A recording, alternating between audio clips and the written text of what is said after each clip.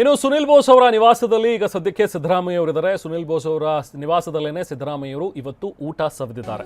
So ಈಗಿರುವಂತಹ ಪ್ರಶ್ನೆ ಅಂತ ಹೇಳಿದ್ರೆ, ಈಗ ಯಾರನ್ನ ಸಂಪುಟಕ್ಕೆ ಸೇರಿಸ್ಕೋಬೇಕು ಅಥವಾ ಸಂಪುಟಕ್ಕೆ ಸೇರಿಸ್ಕೋಬಾರ್ದು, ಯಾರು ನಾಳೆ ಸಚಿವರಾಗಿ ಪ್ರಮಾಣ ವಚನವನ್ನು ಸ್ವೀಕರಿಸಲ್ಲ ಅನ್ನುವಂಥ ಒಂದು ಚರ್ಚೆಗಳ ನಡುವೆನೇ ನಡೀತಾ ಇರುವಂತಹ ಒಂದು ಸಭೆ ಬಹಳ ಪ್ರಾಮುಖ್ಯತೆಯನ್ನು ಪಡ್ಕೊಂಡಿದೆ.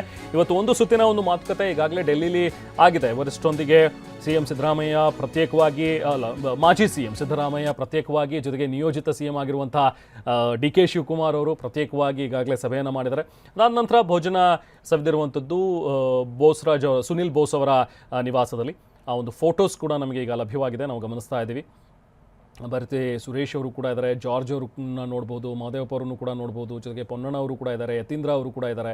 ಇವರೆಲ್ಲರೂ ಕೂಡ ಇವತ್ತು ಸುನಿಲ್ ಬೋಸ್ ಅವರ ನಿವಾಸದಲ್ಲಿ ಸಿದ್ದರಾಮಯ್ಯ ಅವರಿದ್ದಾರೆ. ಸದ್ಯಕ್ಕೆ ಅಲ್ಲಿ ಭೋಜನವನ್ನು ಸವಿದಿದ್ದಾರೆ. ಇನ್ನು ಸಂಜೆ ನಡೆಯಲಿರುವಂಥ ಒಂದು ಮೀಟಿಂಗ್ಗೆ ಬಹುಶಃ ವರಿಷ್ಠರು ಮಾತ್ರ ಸೇರಿ ಮೀಟಿಂಗ್ ಮಾಡುವಂಥ ಸಾಧ್ಯತೆಗಳಿವೆ ಅನ್ನುವಂಥದ್ದು ನಮಗೆ ಸಿಕ್ಕಿರುವಂಥ ಒಂದು ಮಾಹಿತಿ. ಅಥವಾ ಮತ್ತೆ ಸಿದ್ದರಾಮಯ್ಯ ಅವರನ್ನು ಮತ್ತು ಡಿ ಕೆ ಶಿವಕುಮಾರ್ ಅವರನ್ನು ಕೂಡ ಕರೆಸ್ಕೋಬಹುದು. ಅದಾದ ನಂತರ ಆಲ್ಮೋಸ್ಟ್ ಇವತ್ತು ಸಂಜೆ ಅಂತಿಮ ಪಟ್ಟಿ ಸಿದ್ಧವಾಗಬಹುದು.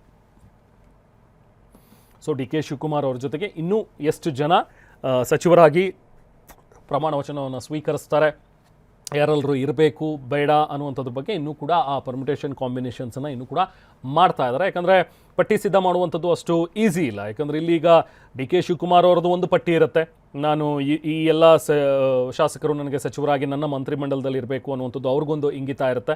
ಜೊತೆಗೆ ಸಿದ್ದರಾಮಯ್ಯವರು ಕೂಡ ಹಾಗೆ ಬಿಡೋ ಹಾಗಿಲ್ಲ, ತಮ್ಮ ಆಪ್ತರಿಗೆ ಈಗ ಅವರೊಂದು ಸ್ಥಾನಮಾನವನ್ನು ಕೊಡಿಸಲೇಬೇಕು, ಆ ಜವಾಬ್ದಾರಿ ಕೂಡ ಸಿದ್ದರಾಮಯ್ಯ ಅವ್ರ ಮೇಲಿದೆ. ಸೊ ಇದೆಲ್ಲವೂ ಕೂಡ ಮಾತುಕತೆ ಆಗೇನೆ ಅವರು ರಿಸೈನ್ ಮಾಡಿರ್ತಾರೆ ಅನ್ನುವಂಥದ್ದು ಸ್ಪಷ್ಟ.